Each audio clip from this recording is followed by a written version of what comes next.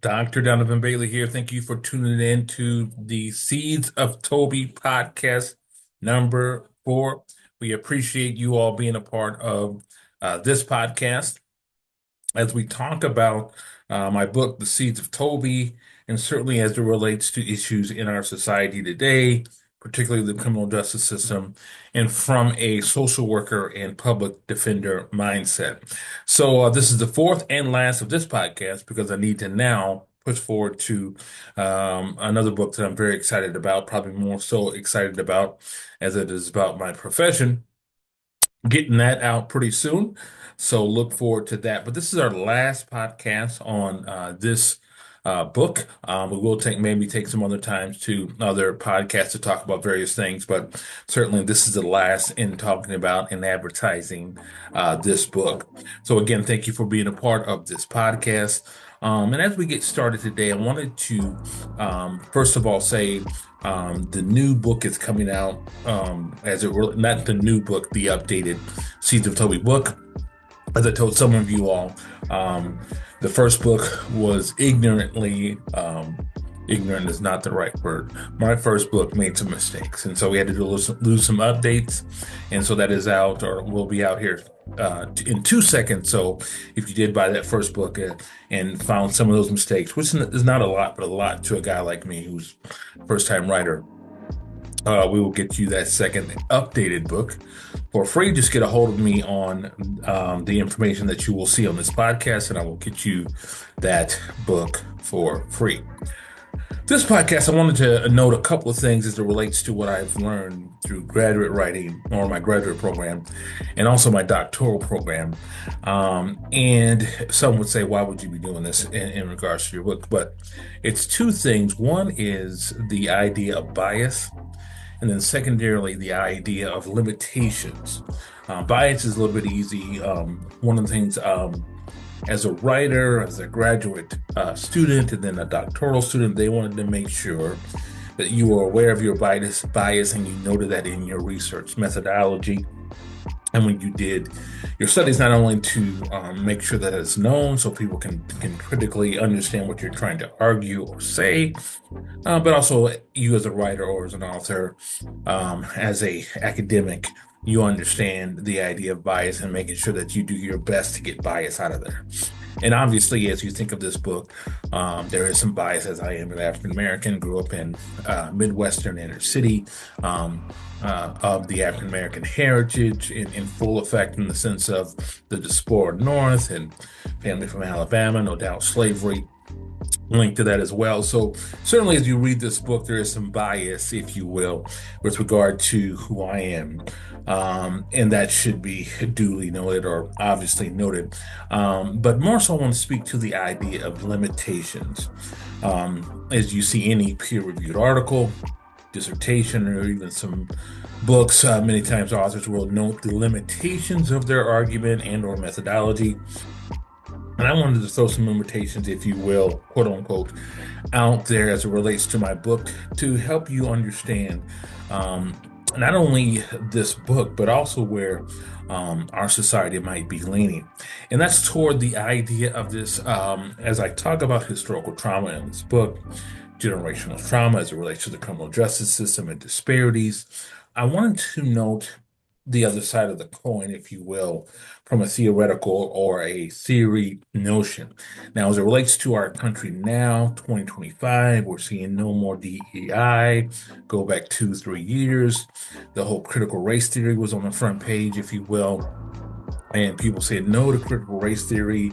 What was the reasoning behind that? Now, from my standpoint, it looks like it was guilt and another segment of racism to say no to those things.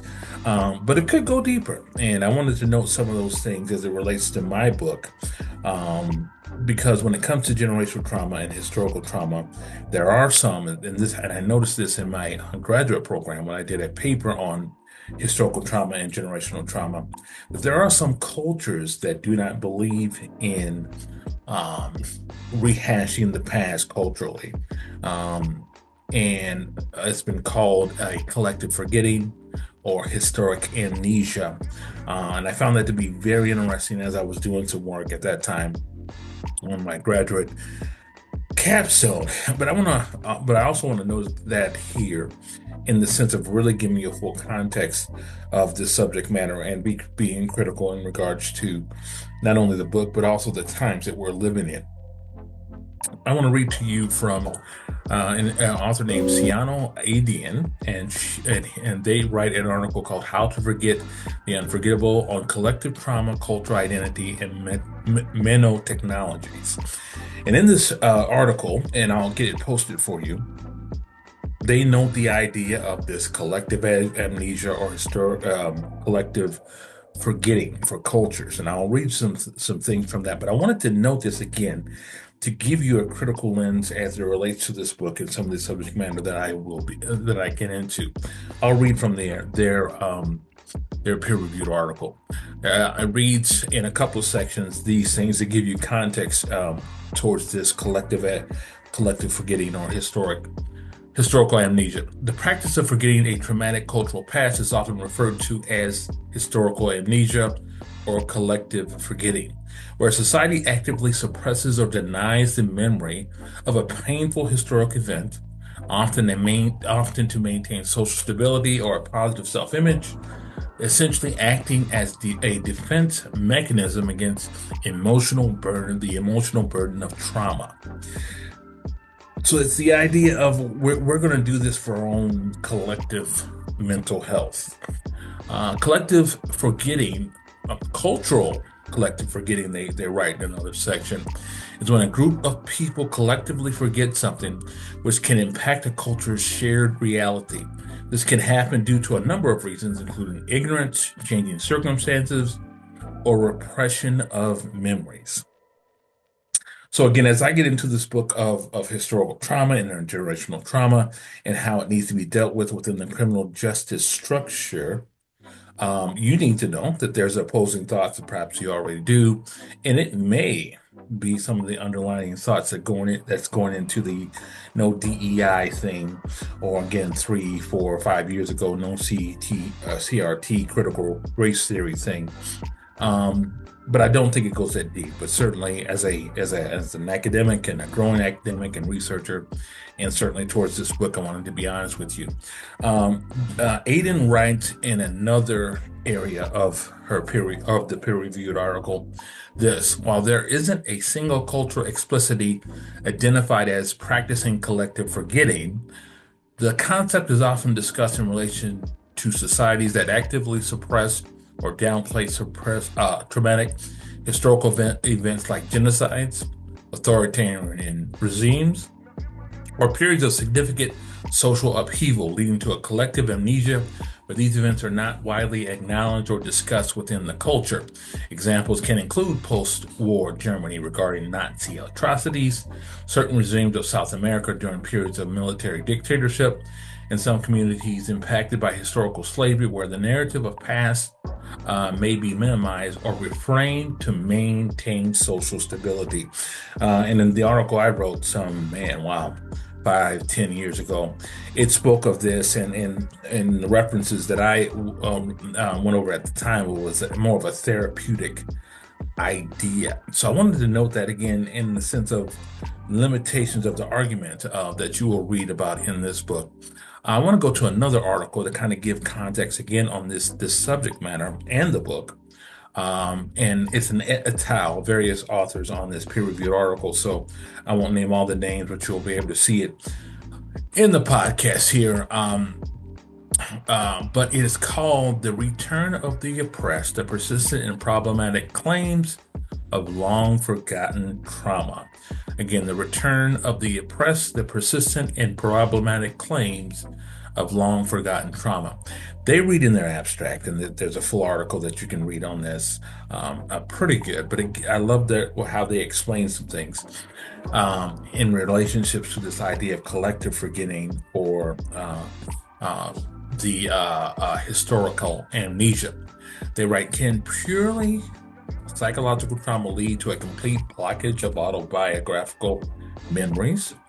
This long-standing question about the existence of repressed memories has been the heart of one of the most heated debates in modern psychology. Get this. So the so-called memory wars originated in the 1990s, and many scholars have assumed that they are over. We demonstrate in the assumption is correct, that assumption is incorrect, that the controversial issue of repressed memories is alive and well today or on the rise.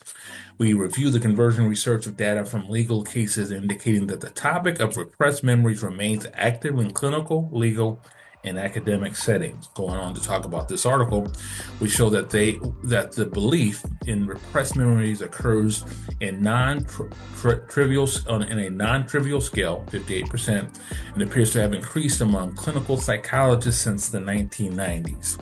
We also demonstrate that the scientifically controversial concept of dissociative amnesia, which we argue is a substitute term for memory repression, has gained in popularity. Finally, we review the work of the adverse side effects of the certain psychotherapeutic techniques, of which some may be linked to the recovery of repressed memories. The memory wars have been not vanished.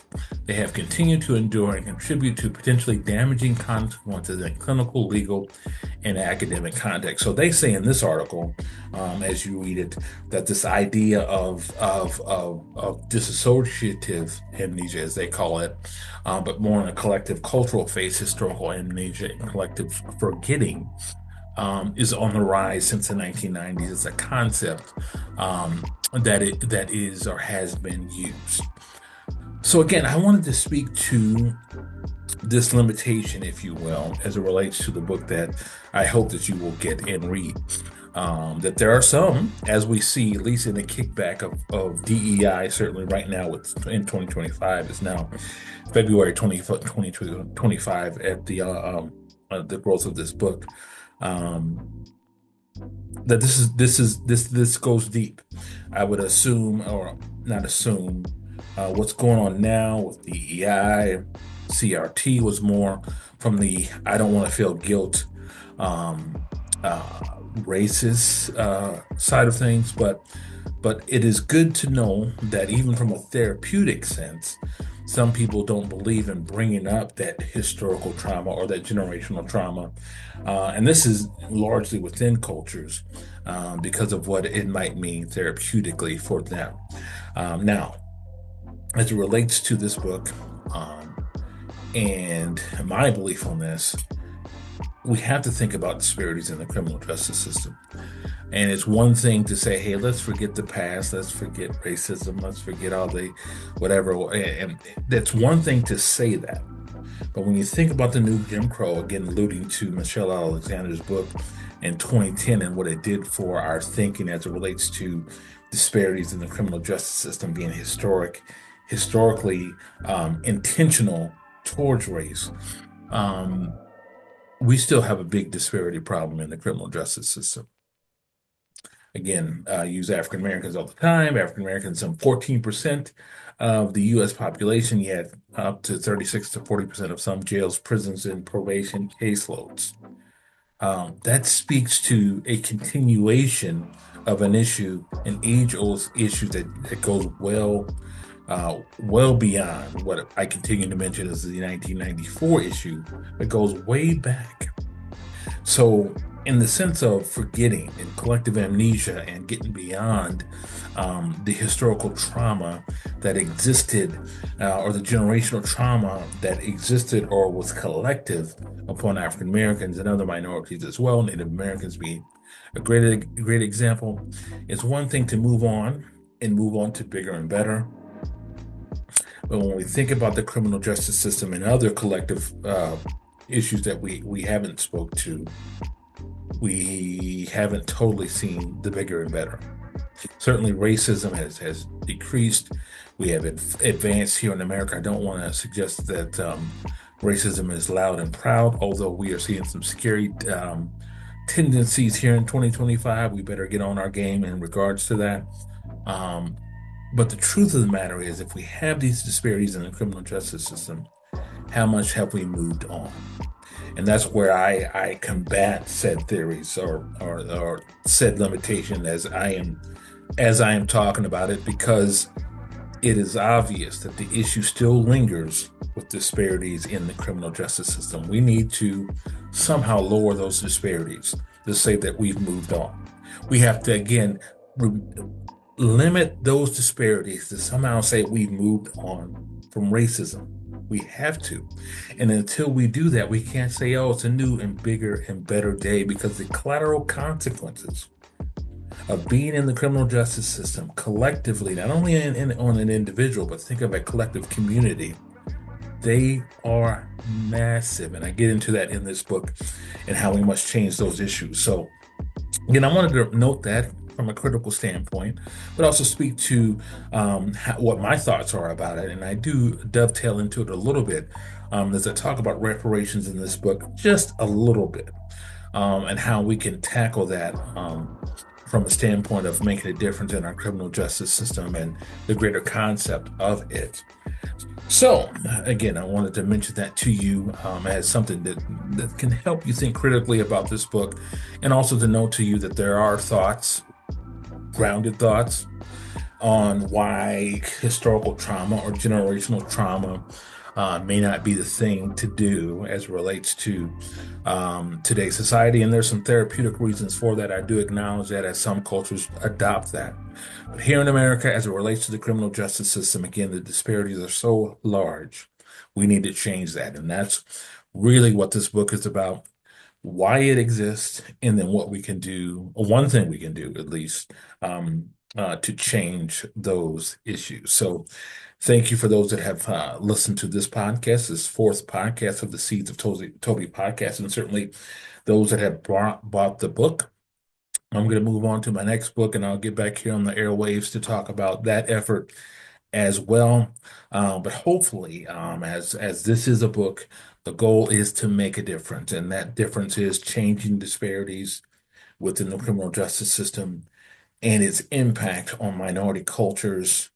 To say one day that we can move on from the vestiges of the horrific racist past that this country has had. So, again, the book goes deep around those issues, but comes up with solutions for the criminal justice system and disparities. And hopefully, you'll get that book and add it to your repertoire of thinking. I lean on a lot of other folks to kind of develop these thoughts. Obviously, these thoughts and some of the stuff I'm saying to you today, even the articles that I wrote or read, they are have been researched and developed over years, if not more. So I just pulled my thoughts together on said topic. So again, thank you to all those that have bought the book or will buy the book. Thank you to those who have tuned in on this podcast. Hope the book is a great encouragement to you.